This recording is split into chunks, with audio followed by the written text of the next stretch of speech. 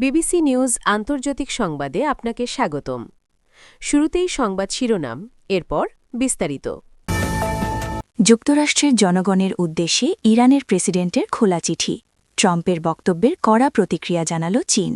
বাধা সত্ত্বেও ইরান যুক্তরাষ্ট্র মধ্যস্থতায় অটল পাকিস্তান, কবরস্থানে গ্যাস সিলিন্ডার মজুদ। অতঃপর এতক্ষণ শুনছিলেন সংবাদ শিরোনাম, এখন বিস্তারিত।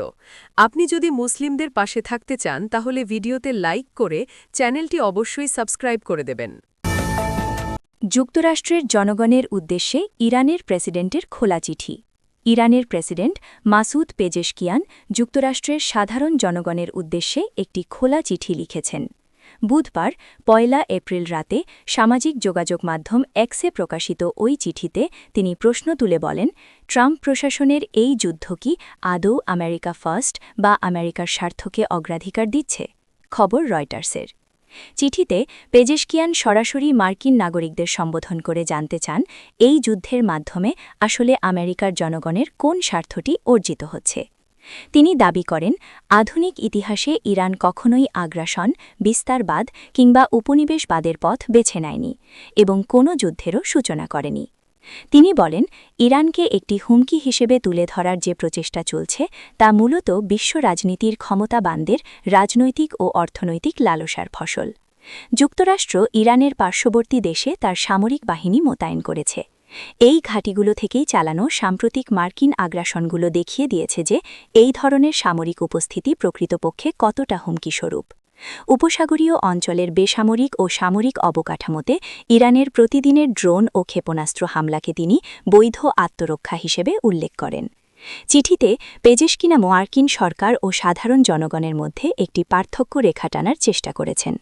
তিনি বলেন, ইরানি জনগণের মনে আমেরিকা, ইউরোপ বা প্রতিবেশী দেশগুলোর সাধারণ মানুষের প্রতি কোনো শত্রুতা নেই। এটি ইরানের সংস্কৃতির একটি গভীর মূলনীতি, কোনো সামরিক রাজনৈতিক অবস্থান নয়। পেজেশকিয়ান বিশ্ববাসীকে সতর্ক করে বলেছেন, সংঘাতের এই পথ বর্তমান সময়ে অনেক বেশি ব্যয়বহুল এবং এর ফল হবে শূন্য। বিশ্ব এখন এক সন্ধিক্ষণে দাঁড়িয়ে আছে, যেখানে মুখোমুখি সংঘাতের চেয়ে আলোচনার পথই শ্রেয়। তবে পেজেশকিয়ানের এই চিঠির পর জাতির উদ্দেশ্যে দেয়া ভাষণে কঠোর প্রতিক্রিয়া জানিয়েছেন ডোনাল্ড ট্রাম্প। তিনি ইরানি নেতৃত্বকে পৃথিবীর সবচেয়ে সহিংস শাসন ব্যবস্থা হিসেবে আখ্যায়িত করেন। ট্রাম্প সতর্ক করে বলেন, ইরানের হাতে পারমাণবিক অস্ত্র আসা একটি অসহনীয় হুমকি। একই সঙ্গে তিনি দাবি করেন যে ইরানের অধিকাংশ সামরিক সক্ষমতা ইতোমধ্যে ধ্বংস করে দেয়া হয়েছে এবং এই যুদ্ধ এখন সমাপ্তির পথে। ট্রাম্পের বক্তব্যের কড়া প্রতিক্রিয়া জানাল চীন। চলমান ইরান যুদ্ধ ইস্যুতে যুক্তরাষ্ট্রের জনগণের উদ্দেশ্যে দেওয়া মার্কিন প্রেসিডেন্ট ডোনাল্ড ট্রাম্পের ভাষণের কড়া প্রতিক্রিয়া জানিয়েছে চীন। বুধবার ১ এপ্রিল এক টেলিভিশন ভাষণে ট্রাম্প আগামী ২ থেকে ৩ সপ্তাহের মধ্যে ইরানে হামলা আরও জোরদার করার ঘোষণা দিয়েছেন। ট্রাম্পের এই ঘোষণার পরপরই জোরালো প্রতিবাদ এসেছে চীনের পক্ষ থেকে। খবর উইয়ন নিউজের। চীনের পররাষ্ট্র মন্ত্রণালয়ের মুখপাত্র মাওনিং জানিয়েছেন, সামরিক শক্তি দিয়ে কোনো সমস্যার স্থায়ী সমাধান সম্ভব নয়। মধ্যপ্রাচ্যে চলমান এই সংঘাত কোনো পক্ষের জন্যই কল্যাণকর হবে না। চীন অবিলম্বে সব পক্ষকে সামরিক অভিযান বন্ধ করার আহ্বান জানাচ্ছে। বেইজিং মনে করে, চলমান অস্থিরতার মূলে রয়েছে ইরানে যুক্তরাষ্ট্র ও ইসরায়েলের ক্রমাগত হামলা। বিশেষ করে পারস্য উপসাগরের গুরুত্বপূর্ণ নৌপথ হরমুজ প্রণালীতে যে অচলাবস্থা তৈরি হয়েছে তার জন্য ওয়াশিংটন এবং তেল আবিবকেই সরাসরি দায়ী করছে চীন। এদিকে প্রেসিডেন্ট ট্রাম্প তার ভাষণে অপারেশন এপিক ফিউরির পক্ষে সাফাই গেয়েছেন। তিনি বলেছেন, ইরানে শাসন ব্যবস্থা পরিবর্তন করা তাদের লক্ষ্য নয়, বরং দেশকে সমরাস্ত্র তৈরির কারখানা ও সামরিক সক্ষমতা গুড়িয়ে দেওয়াই তাদের আসল উদ্দেশ্য। হরমুজ প্রণালী নিয়ে আত্মবিশ্বাসে সুরে ট্রাম্প দাবি করেন, এই গুরুত্বপূর্ণ জলপথ খুব শীঘ্রই স্বাভাবিক হয়ে যাবে। একই সঙ্গে মধ্যপ্রাচ্যে নিজেদের মিত্র দেশগুলোর নিরাপত্তা নিশ্চিত করার অঙ্গীকারও করেছেন তিনি।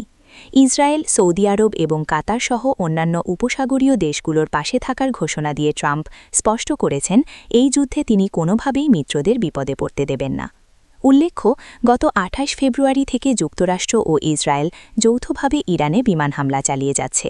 ইরানি কর্তৃপক্ষের তথ্য অনুযায়ী এতে ১৩৪০ জনের বেশি মানুষ নিহত হয়েছে। এর পাল্টা জবাবে ইরান ড্রোন ও ক্ষেপণাস্ত্র হামলা চালিয়েছে, যার লক্ষ্যবস্তু ছিল ইসরায়েলের পাশাপাশি জর্ডান, ইরাক এবং উপসাগরীয় অঞ্চলের বিভিন্ন দেশ, যেখানে মার্কিন সামরিক ঘাঁটি রয়েছে। যুক্তরাষ্ট্রের তথ্য অনুযায়ী এই সংঘাতে এখন পর্যন্ত অন্তত ১৩ জন মার্কিন সেনা নিহত হয়েছে। এছাড়া চলমান উত্তেজনার ফলে বৈশ্বিক জ্বালানি বাজারে প্রভাব পড়েছে এবং গুরুত্বপূর্ণ তেল পরিবহন পথ হরমুজ প্রণালী দিয়ে জাহাজ চলাচলও ব্যাহত হচ্ছে। বাধা সত্ত্বেও ইরান যুক্তরাষ্ট্র মধ্যস্থতায় অটল পাকিস্তান। ইরান ও যুক্তরাষ্ট্রের মধ্যে চলমান সংঘাত নিরসনে মধ্যস্থতার চেষ্টা চালিয়ে যাবে বলে জানিয়েছে পাকিস্তান। তবে এক্ষেত্রে কিছু বাধা রয়েছে বলেও স্বীকার করেছে দেশটির পররাষ্ট্র মন্ত্রণালয়। খবর আল জাজিরার। ইসলামাবাদের সাপ্তাহিক ব্রিফিংয়ে পাকিস্তানের পররাষ্ট্র দপ্তরের মুখপাত্র তাহির আনজাবি বলেন, চ্যালেঞ্জ ও প্রতিবন্ধকতা থাকা সত্ত্বেও শান্তি প্রতিষ্ঠায় সংলাপ ও সমঝোতা এগিয়ে নিতে কাজ চালিয়ে যাবে পাকিস্তান। তিনি বলেন, সংশ্লিষ্ট পক্ষগুলোর মধ্যে অর্থবহ আলোচনা নিশ্চিত করতে প্রয়োজনীয় পরিবেশ তৈরির চেষ্টা করছেন তারা। আনজাবি আরও বলেন, উভয় দেশই পাকিস্তানকে একটি নিরপেক্ষ মধ্যস্থকারী হিসেবে বিশ্বাস করে। এই আস্থার প্রতিফলন হিসেবে ইরান ২০টি পাকিস্তানি পতাকাবাহী জাহাজকে হরমুজ প্রণালী দিয়ে চলাচলের অনুমতি দিয়েছে বলেও জানান তিনি। পাকিস্তান ও ইরানের মধ্যে উচ্চ পর্যায়ের যোগাযোগ অব্যাহত রয়েছে বলে মন্তব্য করেন আনজাবি। ২৮ মার্চ ইরানের প্রেসিডেন্ট মাসুদ পেজেশকিয়ানের সাথে পাকিস্তানের প্রধানমন্ত্রী শাহবাজ শরীফের ফোন আলাপ হয়েছে। ওই আলাপে সংলাপ এগিয়ে নিতে পাকিস্তানের ভূমিকার প্রশংসা করা হয়েছে বলেও উল্লেখ করেন তিনি। গত ২৮ ফেব্রুয়ারি যুক্তরাষ্ট্র ইসরায়েল ইরান সংঘাত শুরুর পর থেকে হরমুজ প্রণালী দিয়ে তেল ও গ্যাস পরিবহন মারাত্মকভাবে ব্যাহত হচ্ছে। এতে জ্বালানির দাম বৃদ্ধির সাথে সাথে বৈশ্বিক অর্থনীতিতেও চাপ তৈরি হয়েছে। কবরস্থানে গ্যাস সিলিন্ডার মজুদ। অতপর ভারতের হায়দ্রাবাদে অবৈধভাবে এলপিজি সিলিন্ডার মজুদ ও কালোবাজারির অভিযোগে ১০ জনকে গ্রেপ্তার করেছে পুলিশ। অভিযানে একটি কবরস্থান থেকে ৪১৪টি সিলিন্ডার উদ্ধার করা হয়েছে। খবর দ্য টাইমস অফ ইন্ডিয়ার। Jubilee Hills zone task force ও বাঞ্জারা হিলস থানা পুলিশের যৌথ অভিযানে সোমবার এই চক্রের কার্যক্রম উন্মোচিত হয়। পুলিশের তথ্য অনুযায়ী তারা সরকার নির্ধারিত মূল্যের চেয়ে অনেক বেশি দামে সিলিন্ডার বিক্রি করছিল।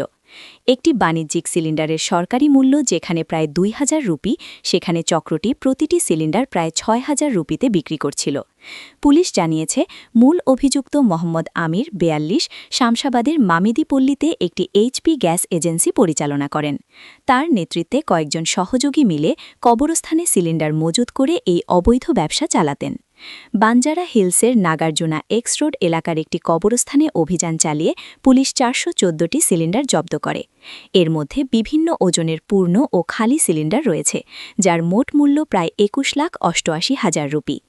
এছাড়া সিলিন্ডার পরিবহনে ব্যবহৃত ১১টি যানবাহনও জব্দ করা হয়েছে। টাস্কফোর্সের ডেপুটি কমিশনার বৈভব রঘুনাথ গাইকোয়াড় জানিয়েছেন, অভিযুক্তরা নিরাপত্তা বিধি লঙ্ঘন করে কবরস্থানে সিলিন্ডার মজুত করে উচ্চ মূল্যে বিক্রি করছিল। তাদের লাইসেন্স বাতিলের সুপারিশ করে সিভিল সাপ্লাইজ বিভাগে প্রতিবেদন পাঠানো হয়েছে। পুলিশ আরও জানায়, মধ্যপ্রাচ্যের চলমান সংঘাতকে কেন্দ্র করে কিছু অসাধু ব্যক্তি সামাজিক যোগাযোগ মাধ্যমে জ্বালানি সংকট নিয়ে গুজব ছড়াচ্ছে। এ ধরনের বিভ্রান্তিকর তথ্য বিশ্বাস না করার জন্য সাধারণ মানুষকে সতর্ক করা হয়েছে।